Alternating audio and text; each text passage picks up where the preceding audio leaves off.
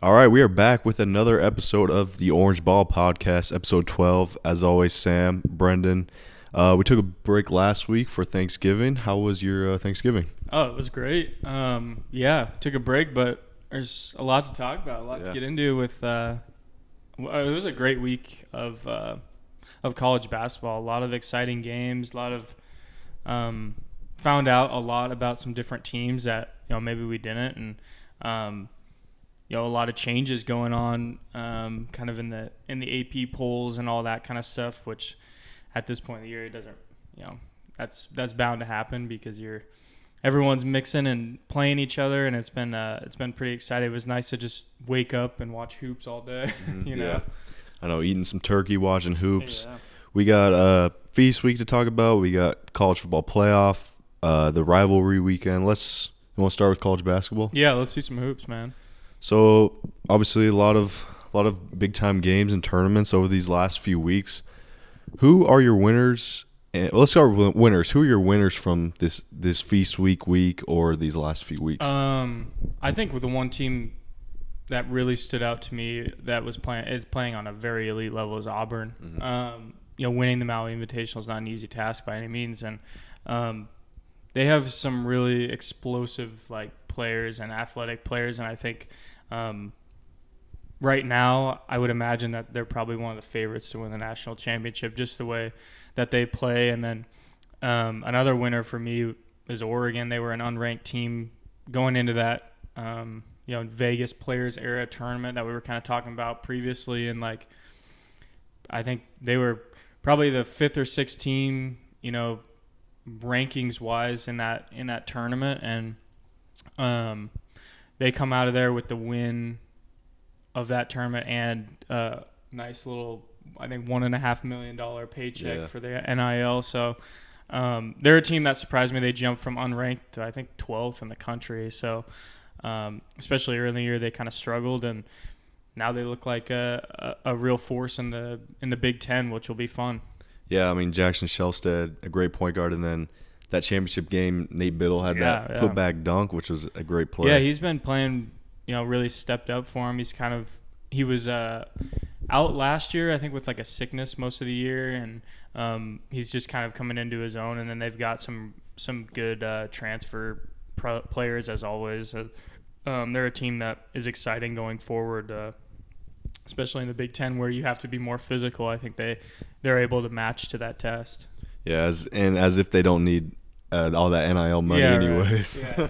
No, that might be just a little, go towards whatever you need. But throw some to the walk-ons. Yeah, maybe a walk-on or something could get an extra zero on a paycheck or something. But do you have anyone else that, going through this week? I think there was a lot of teams that won big games. Mm-hmm. I will say before last night, Kentucky. I was wrong about Kentucky. In that first initial AP ranking, I thought they would be a little high. They were a little higher than they should have been, just because new Coach Cal leaving, Mark Pope coming in. But they have been playing well, and up until last night, they lost to Clemson in a close game. And about that game too, that was a really great environment. Yeah. So yeah. I'm not. Kentucky had their chances, so I'm not. That's the whole thing about. I think a lot of people who don't watch college sports don't take into a factor of how much a crowd like that, because they were and that arena is you're kind of on top of people, and they've got the students on the side, which I like.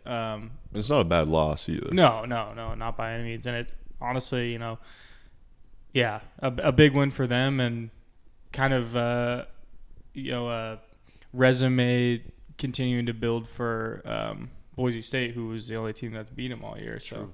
We'll see about that. But yeah, they've been really good, and it's so much different than the Kentucky teams we're used to. And Mark Pope's a good coach. I think he's good offensive mind, and has a lot of talent on that roster that's a little different than the talent that they usually would have. But it looks like it's going to be coming together pretty good for them. Yeah, I would agree. And then I would say another winner I have, I'm sure you have the same, is San Diego State. Yeah. I mean, we weren't really sure how they would be this year with kind of a lot of new faces, a couple transfers leaving. But they had a loss against Gonzaga early in the season, but they just beat Houston in the What was that, the Vegas tournament? Yeah, as well? I think that was a game that you kind of they played Oregon and Houston, and if you're San Diego State, you're pretty dang happy you won one out of two of those games, because those are really, really challenging games for a team that just kind of getting put together. They have some younger guys return, but you're always going to see that was an interesting game, because those are two of like the top defenses in the country year in and year out, and it was kind of that slugfest type game. And that's one thing about San Diego State, is you never have to worry about their defensive ability and their mind and their toughness and rebounding is always something that they preach, and they do. Like season in and season out, you can guarantee that their defense is going to be one of the best in the country. So that's going to help you avoid any losses, to teams that you shouldn't. Defense travels. That's what they like to say. Defense does travel. I guess losers, we got to address the big one. It's UConn. Yep. I do like Danny Hurley. I think he is a good coach. But you can't take a technical in an overtime game, regardless of what the call is. He kind of had a full-fledged freak out for 3 straight games.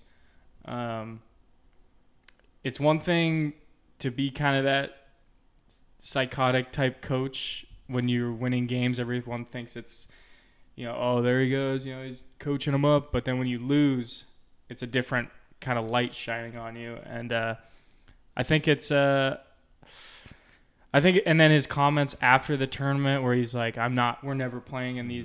It's kind of loser-ish mentality, Yeah, I kind of lost some respect for him, honestly. Exactly, like you said, it's one thing to be a super high competitor, and that's great, but there's a line where if you're calling out the officials in the post-game presser, regardless of if it was a bad call or not, you can certainly disagree, but like putting that blame on the officials and not your team, especially when losing 3 in a row.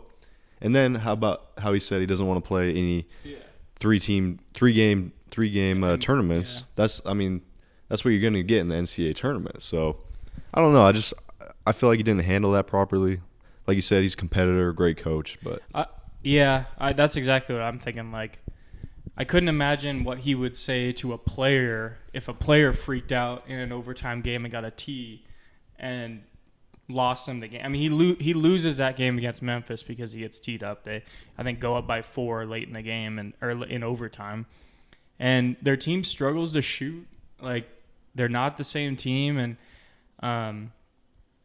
it's a kind of a sour taste, in when you kind of go through and realize that, okay, maybe we don't have the best team, so maybe I should change my, style up a little bit and give our team the best chance to win instead of just having these, like, meltdowns on the sidelines. It's a little respect lost, I think, for a lot of people. Yeah.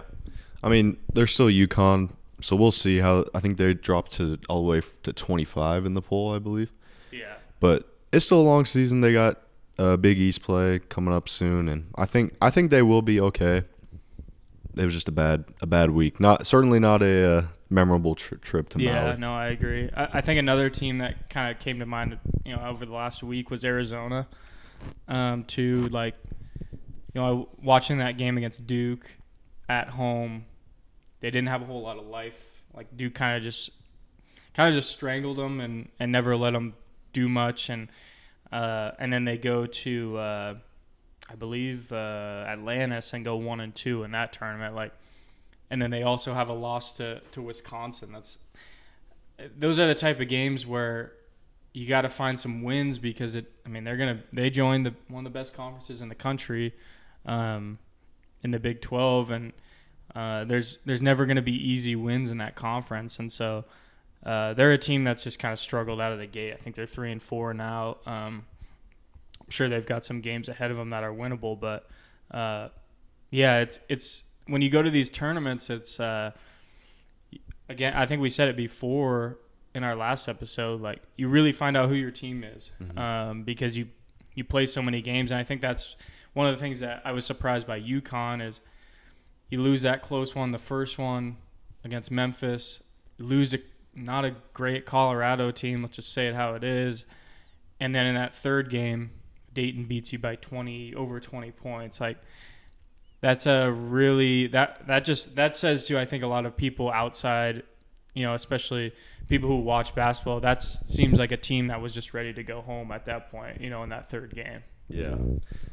Once you take two losses in a row, it can be hard just to put that behind you. But do you have any other losers? Or I know you'd mentioned another winner, Utah State. Yeah, Utah State. We're familiar with Utah State a lot. This is 3 coaches and I want to say 4 or 5 years. 4 years. Yeah. That program continues to just kind of they don't get any worse with these coaches leaving, and they get unique hires and bring in players that are capable. And I was pretty surprised by how good they've been early on in the year. They're still undefeated. They won NIT tip-off kind of tournament, and pretty surprising. Yeah. I think the power rankings of the Mountain West have shifted a little bit in favor of some of these teams like Utah State that we didn't see coming out of the gate.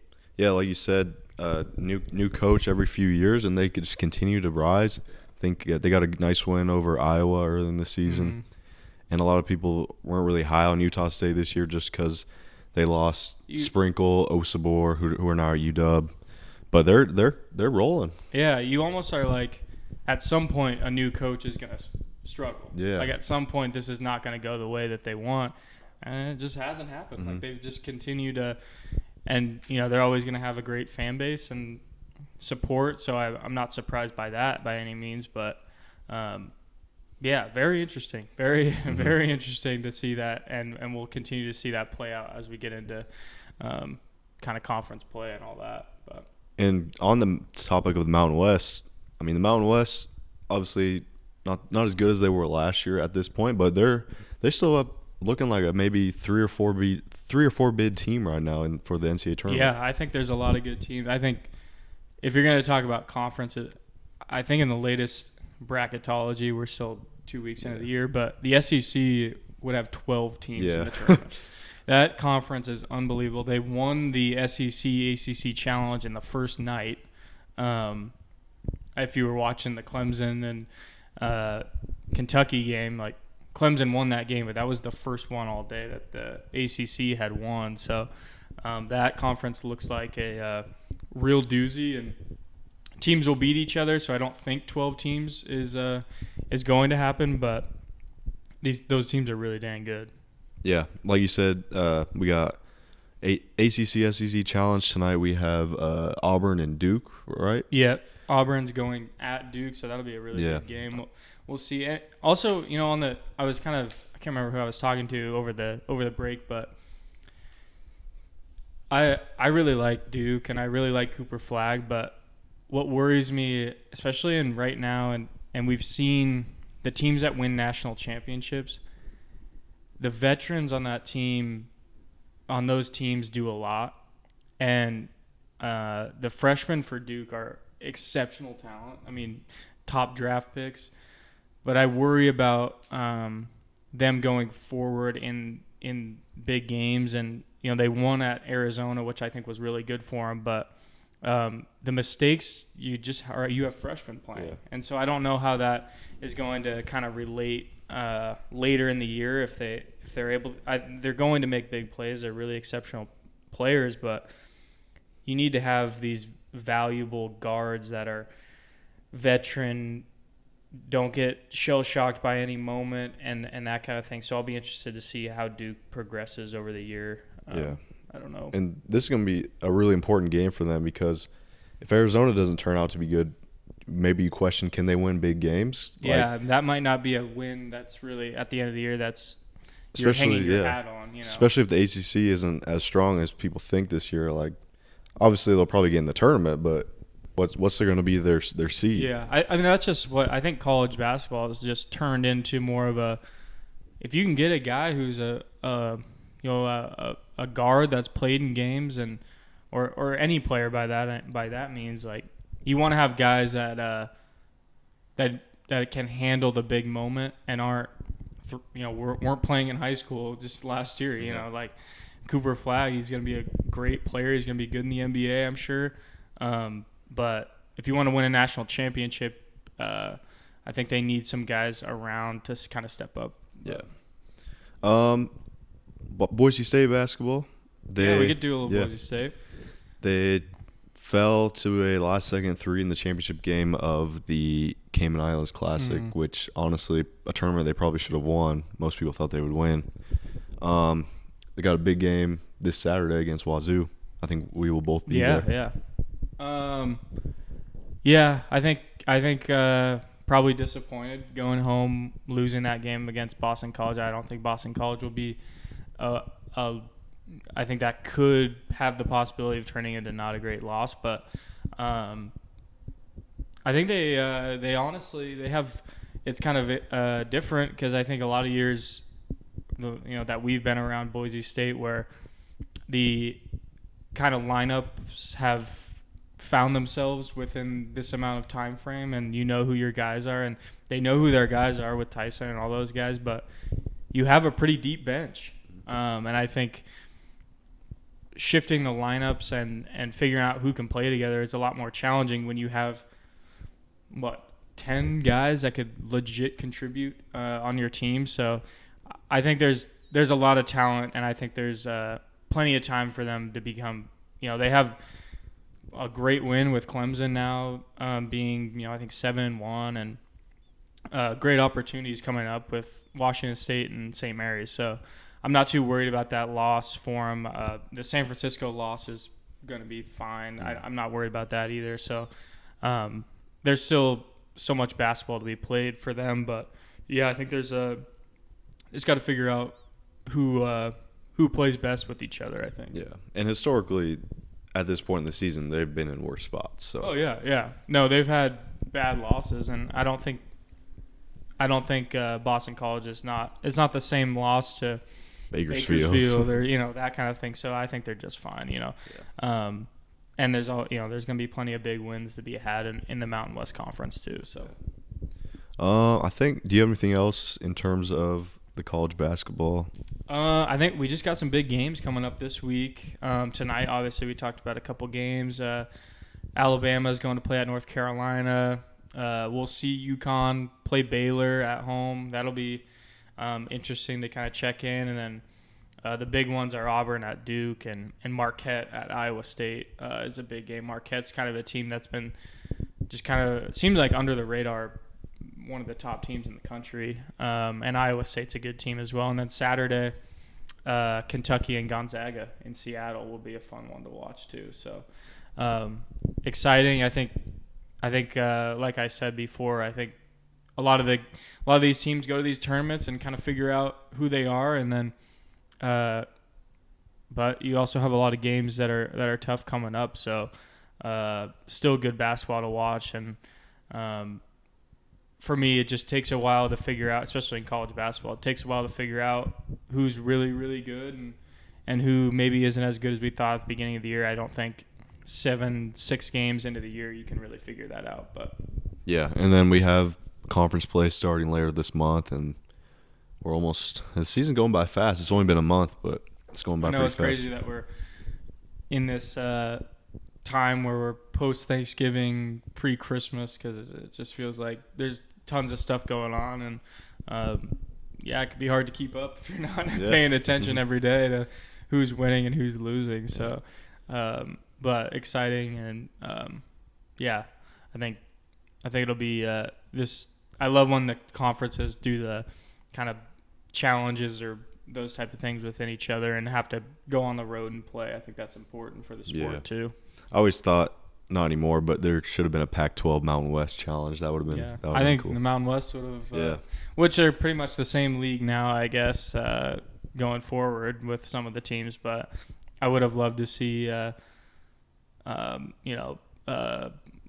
or Oregon or USC or UCLA have to come to Boise, Idaho, and play. Or Laramie. That would have been. They probably would have thrown a big fit over that, but hey. Yeah.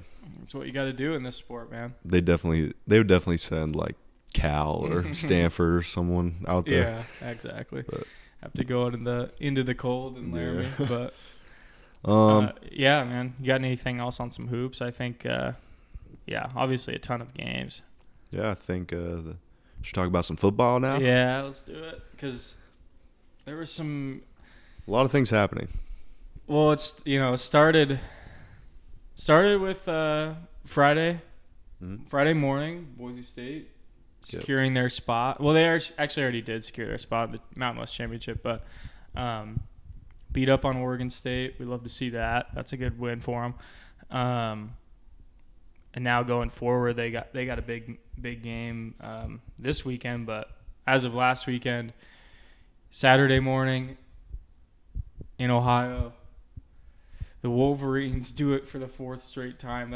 I don't even know what I would say if I was an Ohio State fan. Yeah, I mean, from looking on Twitter, and it almost was like a tragedy for them. You saw Ryan Day at the end of the game. He was literally just standing there watching it all unfold. And obviously there was that altercation at the end that we can get into. But, yeah, Ohio State, I think 19.5-point favorites in the biggest game of the year. Obviously we don't know what it's like, but if you're Ohio State, you absolutely hate Michigan, vice versa, to another level. I think Harbaugh said it when he was a player at Michigan. He said, if you're, if you play at Michigan and you have 11 wins going into that game and you lose, it's a bad season. If you have 0 wins and you're 11 losses but you win that game, it's a great season. Exactly. That's just how much it means to those fan bases and to those players. And games specifically, it kind of reminded me of almost like a basketball game where Ohio State wanted to win. Like in basketball, if you're a kind of a fast-paced team, you should go into a game thinking we want to speed the game up, we want to get everything, going up and down. But when that doesn't happen, what do? And that's what the game kind of reminded me of. But it also was, and I've heard a couple of people say this, and it makes sense. It almost seemed like Ryan Day, like the coaching staff, wanted to beat Michigan the way Michigan has beaten them the last couple of years, if that makes sense. Like they wanted to, at the end of the game, be up 50-0 and have ran for 400 yards. And that's just not what that team is. Like you have 3 of the best wide receivers in the country, and you didn't utilize them at all. Like I was just dumbfounded by it. Basically, Michigan's only good point of attack was their defensive line, and Ohio State played right into it. And that was pretty much the only way Michigan was going to win this game is if they turned it into a really slow type of game, and Michigan doesn't have a quarterback. Like that interception he threw in the end zone was terrible, and it was one of the more surprising, I think, games of the year, in my opinion. I think there's been some big upsets, but that was just the most, dumbfounded game I've ever been seen. Yeah, like what you said, if you're Ohio State, to win that game, you just got to score 21 points. Like, Michigan doesn't have an offense. And, kind of going back to the interception, have you heard about that stuff with Gus Johnson? Yeah, is he all right? Yeah, we don't know. Apparently, did he go to Ohio State or is he an Ohio State fan or something? I don't know. A lot of people always, and I've seen his games. I don't know. Because every time Michigan would make a play, he'd be like, touchdown, Michigan. And then Ohio State, he'd be like, oh, Ohio State. Yeah, he's done that all year. He's been pretty bad this year. I think a lot of people are not happy, but he's losing it. Yeah. Not the prime Gus Johnson I remember. But so the game goes Michigan's way. And that's also another thing. Like, all the teams that have beaten Michigan, Ohio State could have looked at how Oregon beat Michigan. They spread out the ball. They scored 3 touchdowns in a row by getting it to their outside playmakers. Ohio State has better playmakers than Oregon on the outside. 21-0. The game's over, right? Instead, they just insisted on running the ball, and nothing was working. And Will Howard didn't make really a whole lot of plays, and I don't know if he was even given a chance to at some point. So it's almost like they were playing not to lose rather than to win. And I think it was also one of those things where it's like, I don't think the players were playing physical, but Michigan's only strength is Ohio State's weakness was their offensive line. Michigan's only strength is their defensive line.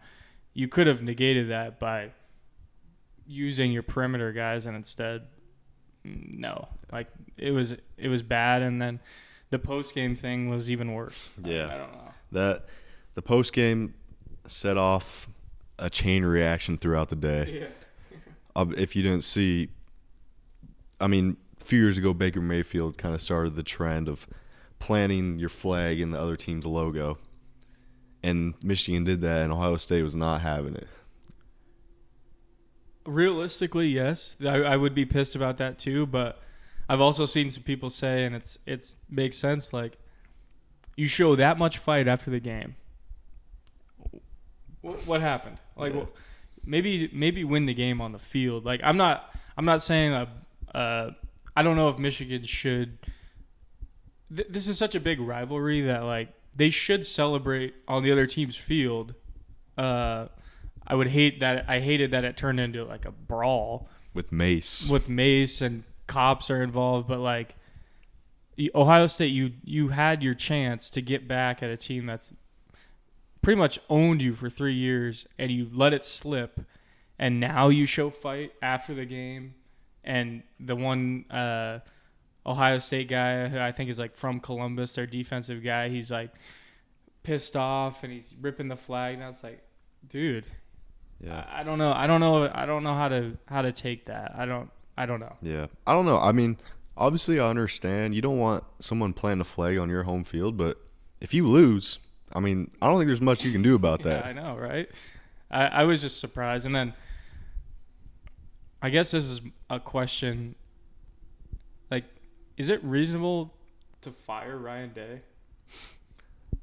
Because I've seen Ohio State fans are going to overreact about this because that's the Michigan game is the biggest day of the year, but like they really want him done. I mean, they're probably just heated in the moment and the whole thing about how he can't beat Michigan or can't win big games. But when we look back, like, Michigan was good the last 3 years. I mean, they won a national championship, and with Harbaugh, they were good. The only other Big Ten team he's lost to is Oregon once, and that was this year. And they're in the playoffs. 45-1 against the rest of the conference. And they're still going to the college football playoffs. They'll host a game. That's what I'm interested to see when they host a game. Do they? Because I also saw some like message boards of Ohio State being like, "Let's just not accept the invitation to the playoff. We need to be done. We need to blow this thing up." I'm like, hold on a second. You still have a chance to win a national championship. That's crazy. They don't even want to win Is that team going to come out against like they'll host a game probably against like Tennessee? I think that was in the latest ranking. Like, are you going to show up and be like, hey, we can still win a national championship? Or are you just going to be like, well, we lost to Michigan again. I guess we'll roll the ball. Like, I guess we'll come out and we'll play. But, like, this season sucks. It's like, we'll see how that team, how they do with that. I don't know. Yeah, I think Ohio State fans would rather beat Michigan than win a national championship. That's what I'm kind of hearing. That's which is just crazy. Like, I get the rivalry. I get how important it is, but to fire your coach and to not want to play for a national championship is a little extreme, I think, in my opinion. Yeah. So the playoff rankings came out last night, and there's a big uproar on Twitter. Go ahead. So Alabama's in the tournament, I guess. I mean, I don't know if did you watch the show? No, I didn't, but I just they had a guy on there. I don't even know. He must have been in the committee. Not sure he knew what he was talking about. I was like, because they kept asking like, so most of these teams don't play this weekend. Are they going to change? And he was like, oh, well, I don't think so. I don't think so. Like, so if SMU wins and Boise State wins, that's the playoff. Yeah. Like, I don't know why they would have that show anyway this week. Yeah. I think Titus was talking about it. Why don't you just have it on skip yesterday and have it just on Sunday? Yeah, exactly. Yeah, it doesn't make any sense why they would have that show when basically the only thing that would change anything is if Clemson wins, I guess, and SMU drops, but then Clemson gets that spot. So we'll see, but I guess a 3-loss team is capable. I don't know. Yeah. I think Alabama's good, but at some point you have to say, hey, you lost 3 games in the regular season. Mm-hmm. I don't know. That just 3 games is a lot of games to lose in college football. And that's my other gripe I have. Like, you can argue conferences, and yes, I understand some conferences are better than others, but at the end of the day, just win more games. Yeah, that's what I'm saying. Like, all these SEC homer type guys on TV who are like, well, they wouldn't survive in this. It's like, you don't know that. Like one of the guys was like, oh, you know, Alabama would beat every Big 12 team. The team who's playing in your conference championship over you just came from the Big 12 in Texas. Yeah. I think we're being naive to say that the SEC is just like and maybe it's just because NIL and it's kind of spread it out a little bit, but the SEC isn't just the SEC teams have lost. Oklahoma, you lost to Oklahoma by 21 points. Ole Miss lost to Kentucky at home. Like, I don't know who you're trying to fool with all this stuff. Yeah, and obviously it's a fact that 90% of the time the players are better in better conferences, but that's not guaranteed to win. Like, we're gonna base college football playoffs on best rosters. Let's just do it at the beginning of the year. Yeah, it's about teams who can win. Yeah. Like, for prime example, Boise State, they're in the Mountain West. Obviously not better than the SEC or Big 12. They've won every game except Oregon, who's the number 1 team in the nation. I mean, you can't argue that. Yeah, that's what I'm also frustrated with and it's kind of funny because people have been posting about it, but like the SEC is always undefeated in hypotheticals. Yes. Win your games. Don't lose at Oklahoma by 30 points. Mm-hmm. That will help you out. Yeah. That will be good. And don't score 3 points. Yeah, and the rules are set at the beginning of the year. Here's what's going to happen. Here's the seeds. We're going to have 1 group of 5 team in anywhere in here. It doesn't matter. And that's how it worked out. I think when there was here's kind of my theory on it. I think there was a group when they were deciding this playoff. There's a group of guys, maybe a gal. I have no idea. Not misogynistic. I'm just saying.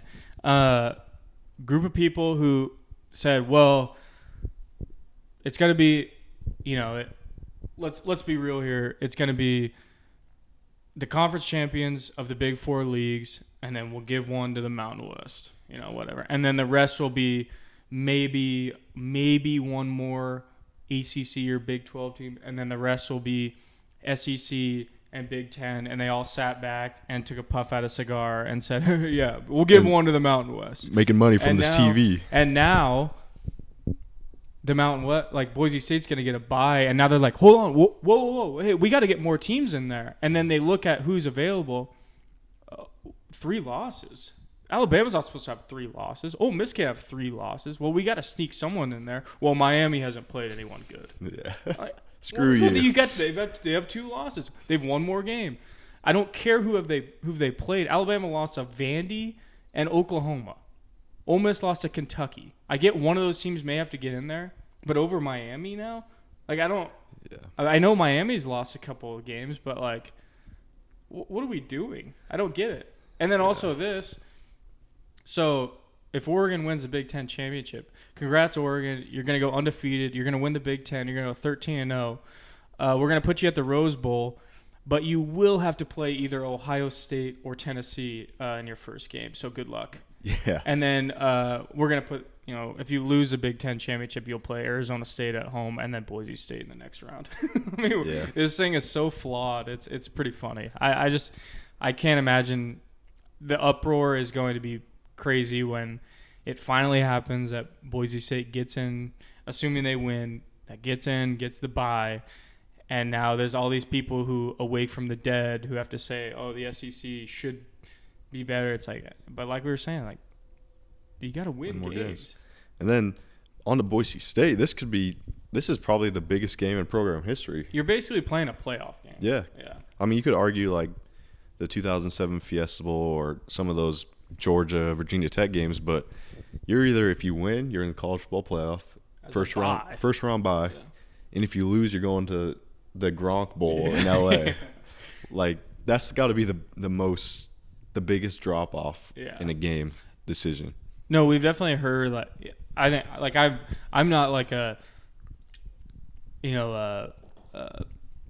old school extremist Boise State fan, because there's all sorts of people who are like, oh, like 1994 champion or something like that.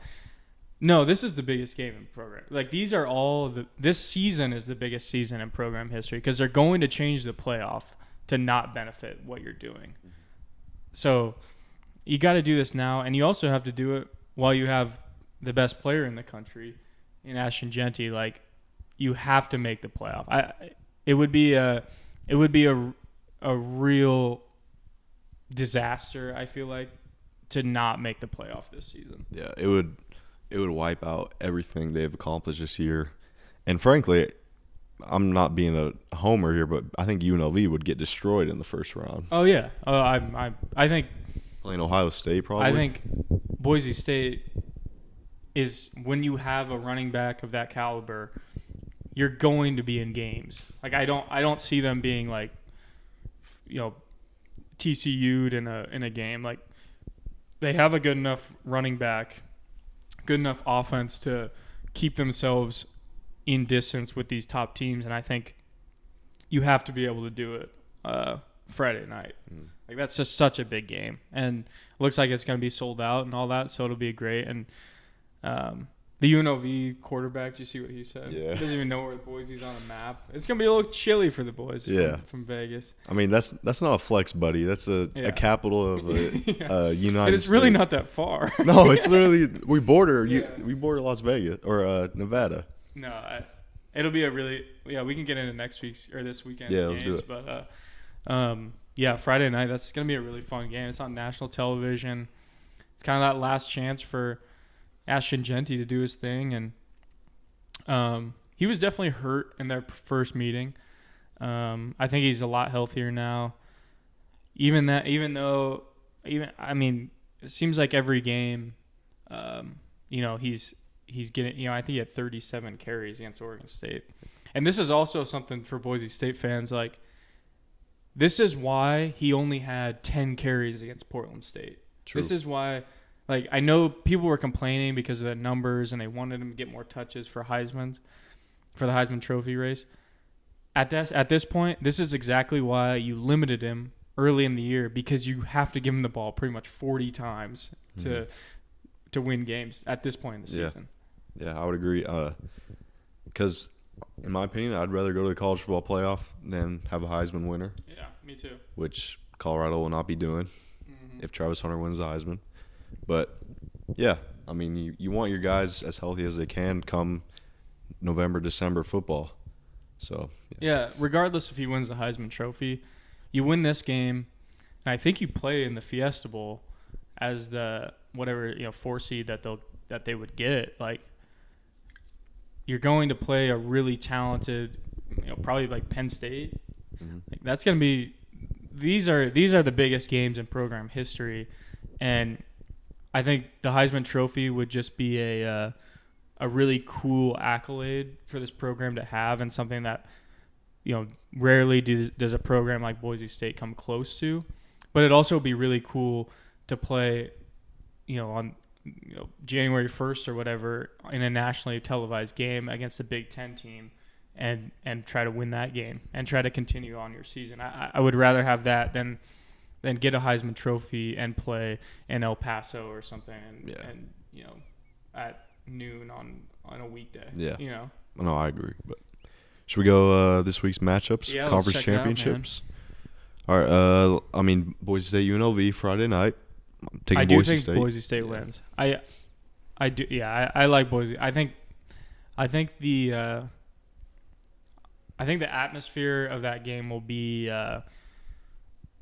kind of like everyone's on edge and just pumped. The Washington State game that was here was one of the coolest games I've been to at Boise State, and I think it was just because everyone knew the caliber of what could happen later in the year, and now we're here.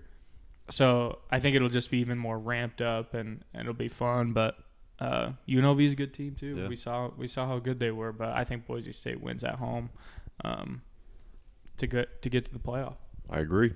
Go Broncos. Yeah. Saturday. Well, Friday is Tulane and Army. I guess that could have. I don't know. That probably doesn't have any real power anymore. I think Tulane losing last week or 2 weeks ago or whatever it was kind of negated their shot at it. But I think UNLV would sneak in. I think they're ranked higher than them anyway. So. Army is like 25th, I think, or 24th. So I think that's doesn't really matter as much, but keep an eye on it, I guess. And then Saturday, Penn State, Oregon in the Big Ten Championship. Obviously, Penn State sneaks in. Everyone was kind of expecting the Ohio State rematch with Oregon, but I think this will still be a really, really fun game to watch, I think. Yeah, I agree. I'm going to take Oregon. I think they're going to finish their season undefeated, number 1 seed. Yeah, I got Oregon. I think it'll be. I think the rematch with Ohio State had a lot of people worried because hard to beat a team twice, and they're still really good. And I don't think Ohio State's going anywhere, but I think this matchup kind of favors Oregon a little bit. I think Penn State's really physical, but I also think it's still one of those games where it's Oregon's speed on the outside will be important and more important than I think Penn State's offense has the one Tyler Warren guy. He's good, but I don't know how much scoring you'd have to do. But we'll see. I think it'll be a really good game. Yeah. Iowa State and ASU. I get ASU fighting for a playoff spot on their own. I think ASU wins this one. I really like how they're playing too. Yeah, I mean, they've been rolling the last few weeks, but I'm going to take Iowa State. Ooh, so I don't know what that would do. Would Iowa State get in then? Probably, right? Yeah, because they'd be the Big 12 champion. Yeah, so they would get in there. They would probably be the 12. Yeah. That'll be a good one, though. Mm-hmm. Honestly, I just ASU, and I totally forgot about this at the beginning of the year. They're at the preseason, I think they were picked dead last, one of the last teams in the Big 12, and then their over-under total wins was 3.5. Jeez. So that just that's pretty cool to see. I like those type of stories. But yeah, I love ASU's coach as well. Yeah, Dillingham is kind of a psycho as well. We're talking when he's the BYU game, when he's like, his eyes are crazy. He's yelling at the refs, like, what? I think his wife was standing right next to him. So. And the students are all just around him. That was a crazy one, but I'd like to see them play. That would be kind of fun. And then rematch of Georgia and Texas. Yeah. Like you said, hard to be a team twice. I'm going. I don't know. Actually, I think I'm gonna go horns up. Horns. Quinn Ewers has been in and out of not being healthy. I don't know, but then again, so they're I don't know if you watched the Georgia Tech where it went to 8 overtimes. That was crazy. They kind of were gifted that game. If Georgia does lose, and they've already said we're not going to penalize teams for losing their conference championship, but they would also have 3 losses, I believe. True. Right? So I think the only thing for them, just because they have the number 1 strength of schedule, they would never do an SEC they wouldn't. Team like that. They would be in, but I don't know if that would bump anyone. Yeah. I don't know. Who knows? I also think Texas wins this game. Yeah. So we'll see. And then the last one, this is also kind of like a UNLV Boise, is Clemson and SMU winner. Basically, it's another playoff game. Winner gets in. I think SMU wins the game. Yeah. That'd be crazy. I think SMU would win too. Remember the first game when they almost lost to Nevada? Yeah, and they lost to BYU, and that's the only loss they've had. Yeah. So they've really... Wasn't that was that week 0? That Nevada? Yeah, I think so. Because I remember I was watching it. They were down by like 16 or 17 or something like that. How many weeks we've done. Yeah. It's just crazy. Like, we're at the end. It doesn't even, like the Boise State, Oregon, they have brought that up a couple times. Like, that doesn't even feel like that seems like year, you know, like, it's just crazy. But yeah, I think that would be, I think it would be cool to see SMU and ASU win in their first, Texas too, I guess, in the SEC. All those teams weren't even in the conferences these last couple of years, so I think that would be pretty cool to see. And then I guess even Oregon too. There's all the newcomers sweeping up, but it'll be fun. It'll be a good weekend of football. And this week right here is why I love how they did the 12 team, because instead of just being like the 4 teams, maybe there's a little suspense for like the 4th team in. Now you got all these situations where anything could happen, and it's almost like kind of the NCAA tournament vibes. Yeah. Obviously, not to that scale, but it has that. It does have that like conference tournament. Yeah. Where there's also these teams that wouldn't have been before, like Ole Miss, Alabama. That's exactly why I wish they would have waited on the not done the show last week, because you'd legit have teams on the bubble. Yeah, and you'd be all watching and stuff. And they also someone did point this out on Twitter, and I'm gonna back this guy. I can't remember what he said, or I can't remember his name, but they were talking about so on Selection Sunday is for college basketball. You got to find a new name, buddy. Yeah, I like that. He posted like, whoa, Selection Sunday is college basketball. You don't get to steal the name of Selection Sunday. Calm down. Find a new name.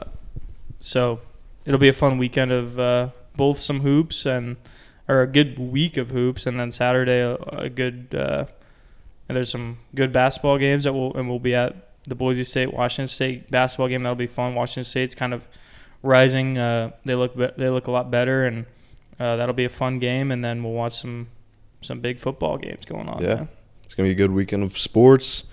Interesting to see how everything turns out, and I'm excited for it. Yeah. All right. Well, thank you guys for watching again, and make sure to subscribe and listen in. We'll be here next week, right back at it. Yes, sir. Thank you.